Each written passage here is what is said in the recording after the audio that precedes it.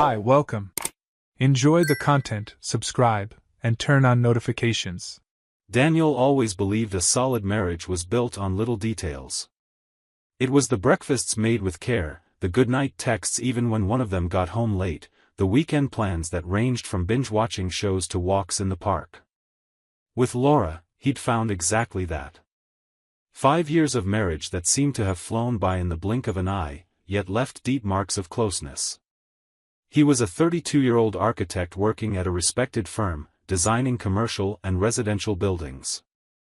Laura, a 31-year-old marketing manager, thrived at an agency handling major brands. They lived in a modern apartment that Daniel had helped renovate, every corner reflecting their shared taste. Their routine was predictable, but comfortable. Until a single photograph changed everything.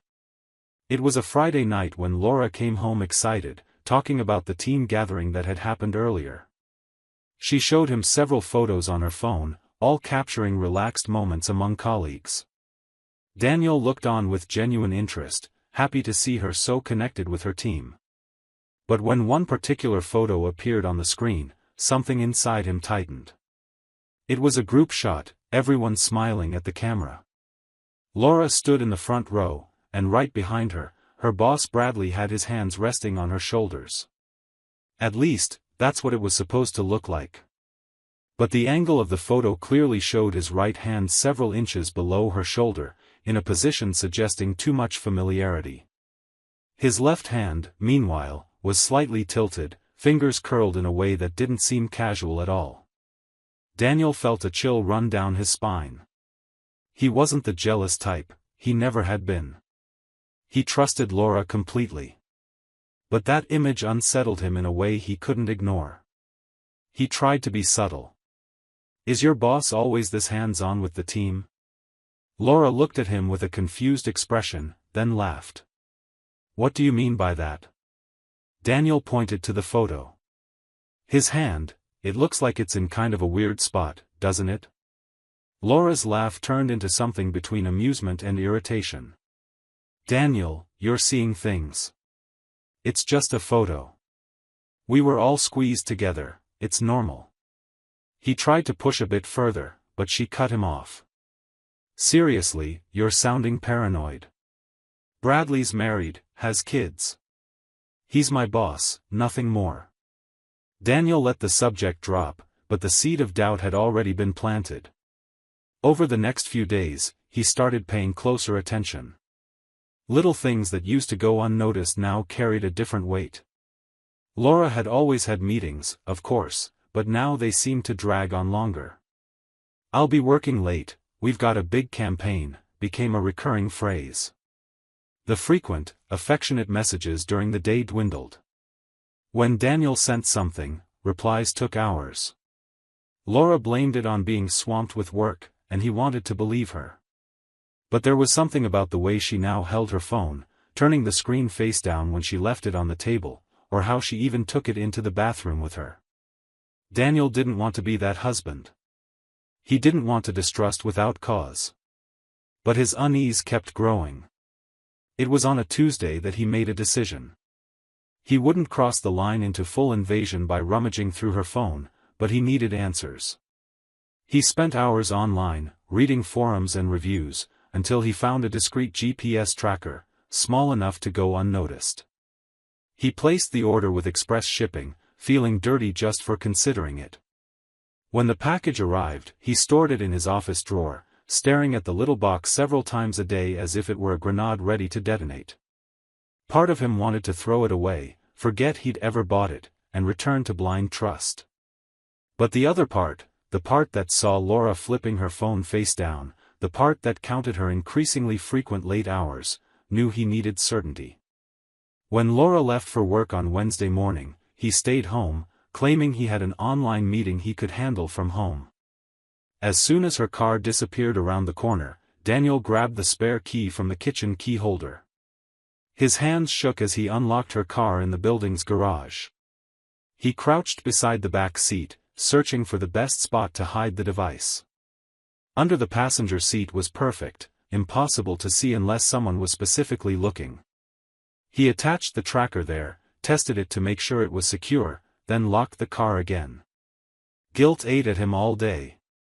He sat on the living room couch, staring at the app on his phone that now showed Laura's car location in real time. It was an invasion of privacy, he knew that. If she wasn't doing anything wrong, he'd be the villain of the story. But he convinced himself it was just to be sure, to prove he was wrong so he could finally relax, toss the tracker in the trash, and never think about it again. The first few days were normal. The car went from home to her agency's office, then to the grocery store or the gym, and back home. Daniel started feeling foolish. Maybe Laura was right. Maybe he really was seeing things where there was nothing. But on Friday, the pattern changed. At 6 p.m., when Laura should have been heading home or maybe running a quick errand, the GPS showed the car parked at a residential address on the other side of town. Daniel stared at his phone screen, heart pounding. She stayed there for nearly 2 hours. When she finally came home at 8:30, she said she'd stayed late at the office to wrap up loose ends. Daniel didn't confront her. Not yet. He needed absolute certainty. Part of him still clung to the possibility of an innocent explanation. Maybe it was a friend's house. Maybe it was a client who lived there. Maybe Laura was helping someone with something. But even as he ran through those justifications in his mind, he knew he was fooling himself. In the days that followed, the pattern repeated with unsettling regularity. On Tuesday, the car stopped at the same address at 6:20 p.m. and stayed for an hour and 40 minutes. Daniel was at the office when he saw the notification and had to lock himself in the bathroom for a few minutes just to catch his breath. On Thursday, it was 2 hours and 15 minutes. Always after regular work hours. Always at the same place. Always with the same excuses when she came home late, tired, complaining about meetings that ran over. Daniel looked up the address online and discovered it was a luxury apartment building, modern, expensive, with 24-hour security and underground parking. His stomach churned when he saw photos of the place on the developer's website. It was exactly the kind of building he himself might have designed: clean lines, expensive finishes. He used Google Street View to study the facade, memorizing every detail. He thought about going there, waiting on the street until he saw what was really happening. But he knew he couldn't just show up. If he caught something and reacted impulsively, he could be accused of harassment or worse. He needed concrete, documented proof, something that left no room for denial or made-up stories, something that would protect his rights in the inevitable divorce that was looming. That's when he decided to hire a private investigator. He spent an entire afternoon researching, reading reviews, checking credentials.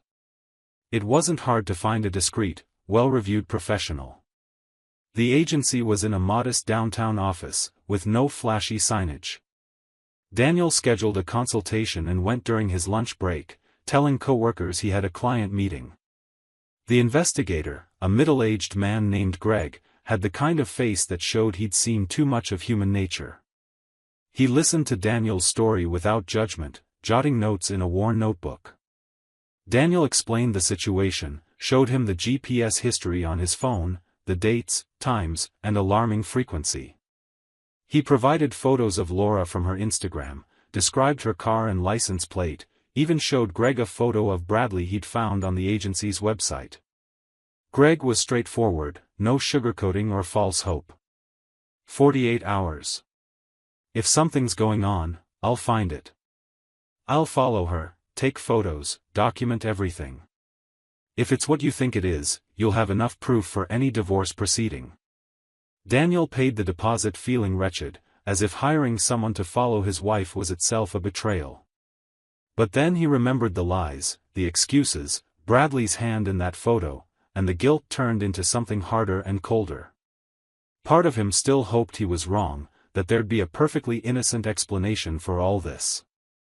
But a bigger, more realistic part was already bracing for the worst. The next 2 days were torture. Daniel went to work, pretended everything was normal, and drew blueprints and reviewed projects on autopilot. At night, he had dinner with Laura, who seemed lighter, happier, probably relieved he'd stopped asking questions. She even initiated sex one night, and Daniel responded mechanically, feeling hollow inside. When she fell asleep afterward, he lay staring at the ceiling, wondering if she thought about Bradley while being with him, if she compared them, if she was pretending.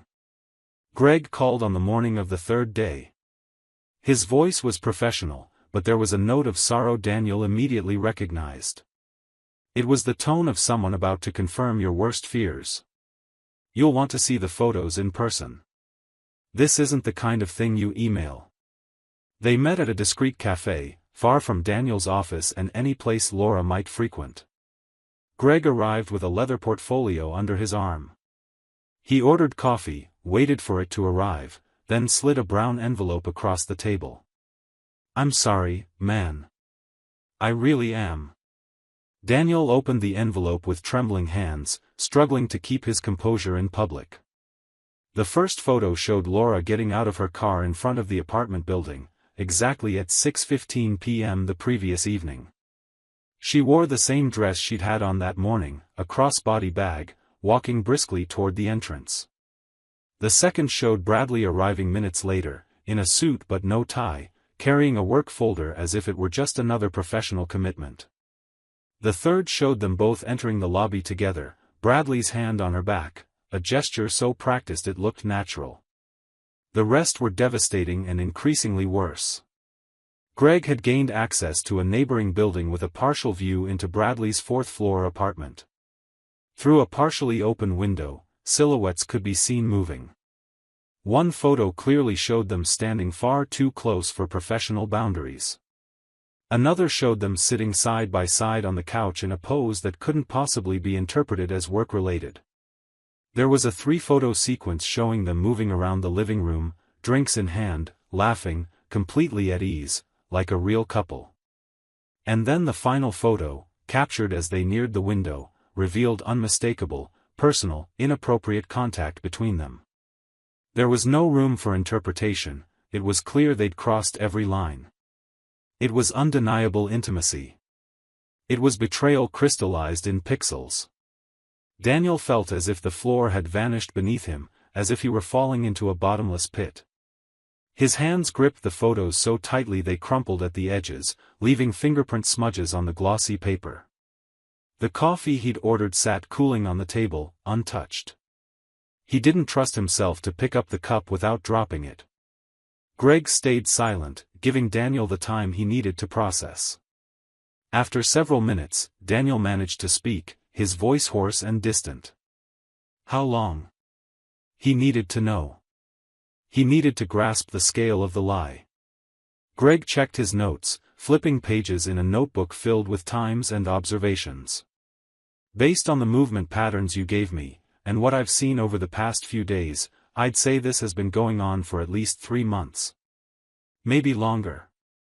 The building's doorman, not realizing the significance, mentioned she's a regular visitor, always the same days, always the same time. Daniel swallowed hard. 3 months. A quarter of a year of lies.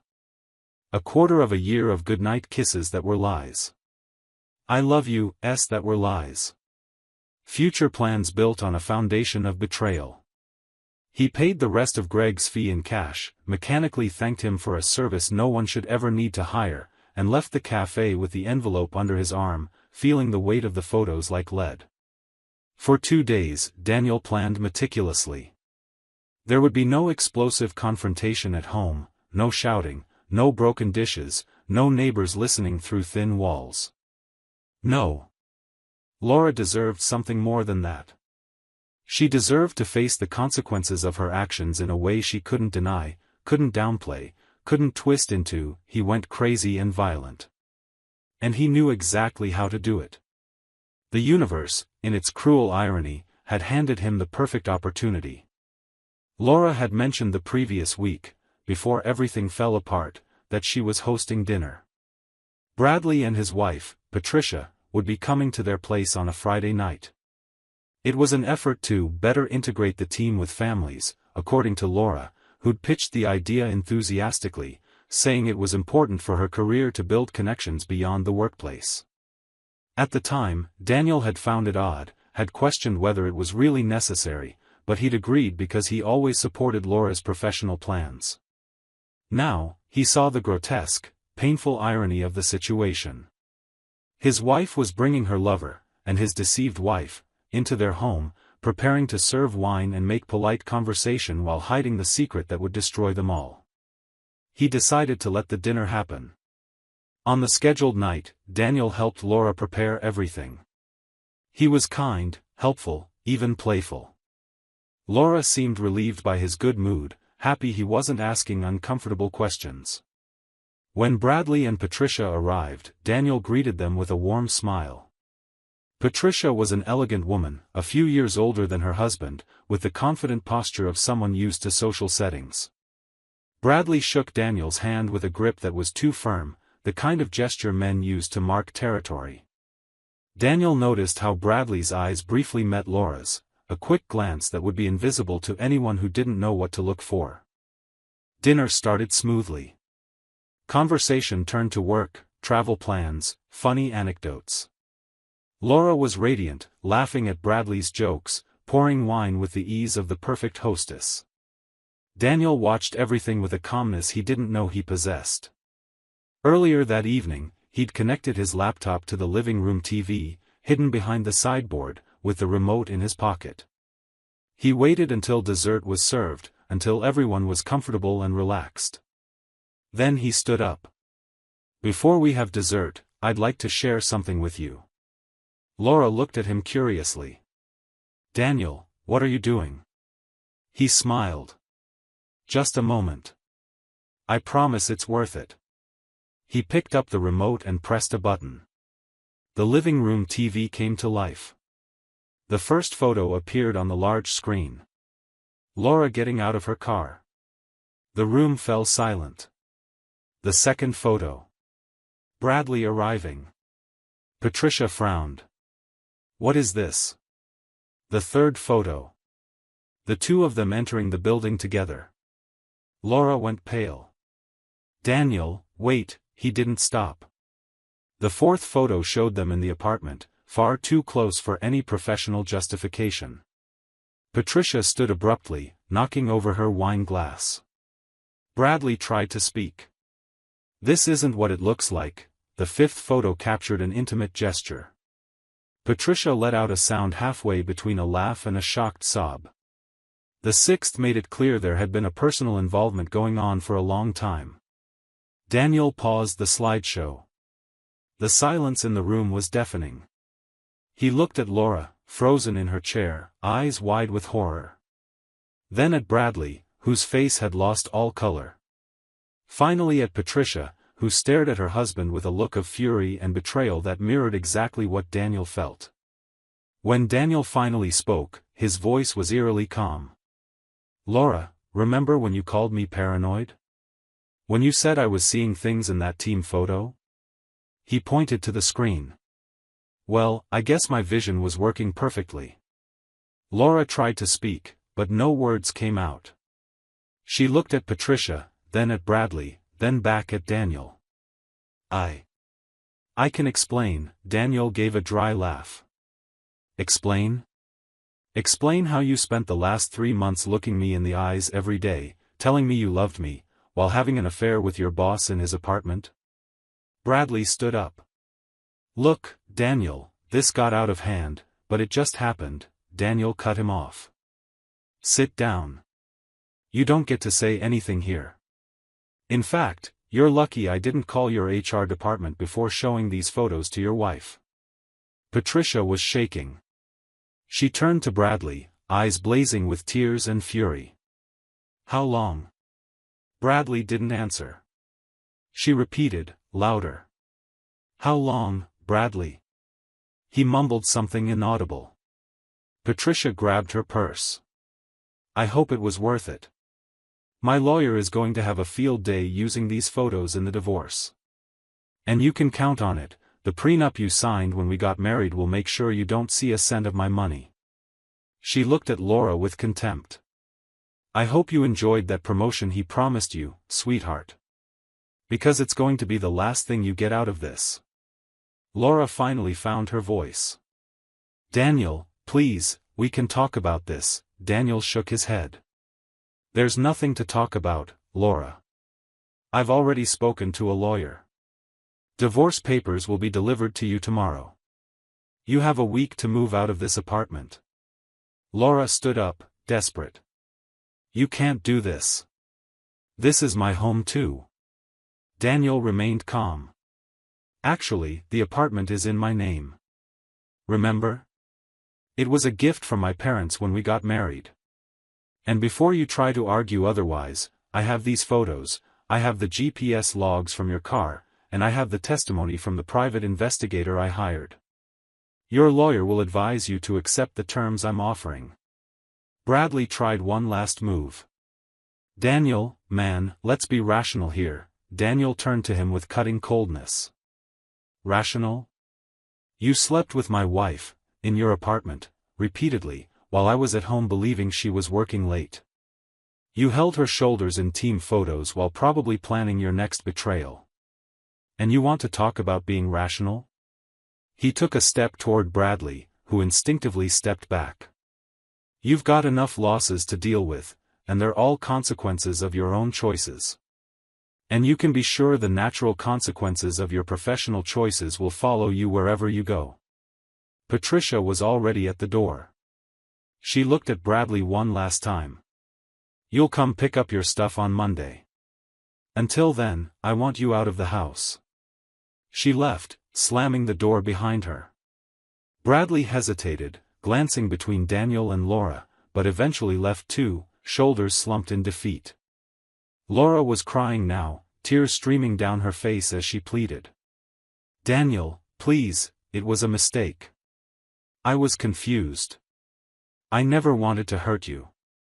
Daniel grabbed his coat. You weren't confused, Laura. You made conscious choices. Every time you kissed that man, every time you lied about where you were, every time you came home and pretended everything was fine, those were choices. He walked to the door but paused before stepping out. And just so you know, some colleagues mentioned your behavior's been raising red flags lately. None of this earned you respect, just distance. He left, leaving Laura alone in the dining room, surrounded by the carefully prepared dinner and the wreckage of the life she'd thrown away. The months that followed were a storm of legal paperwork and emotional adjustments. Daniel threw himself into work, taking on bigger projects that demanded his full attention. Friends and family supported him, outraged by what Laura had done. The divorce moved quickly. Laura tried to challenge certain points, but her lawyer advised against it in light of the overwhelming evidence. She ended up leaving with far less than she'd hoped, just her clothes, some personal furniture, and her car. The apartment, joint savings, and most of their shared assets stayed with Daniel. As for Bradley, consequences came fast. True to her word, Patricia filed for divorce immediately.